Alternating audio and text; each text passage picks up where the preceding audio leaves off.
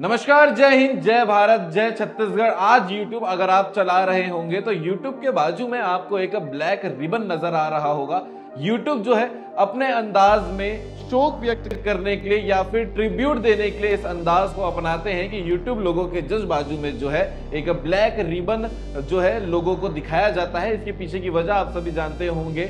जो हादसा हुआ था अहमदाबाद, फ्लाइट क्रैश हुई थी, काफी लोगों की जान चली गई, पूरा देश जो है वो शोक में डूबा हुआ है। इसके साथ ही उन परिवारों के साथ में खड़े रहने के लिए उन्हें एक भरोसा, एक उम्मीद दिलवाने के लिए जो है एक शोक व्यक्त करने का तरीका है YouTube का। क्योंकि हर प्लेटफॉर्म में आप देखते होंगे, आप गूगल में भी देखते होंगे, कोई भी ओकेशन, कोई भी जो शोक या ट्रिब्यूट देना होता है तो अपना अंदाज गूगल का है, वैसे ही YouTube का भी ये अंदाज है।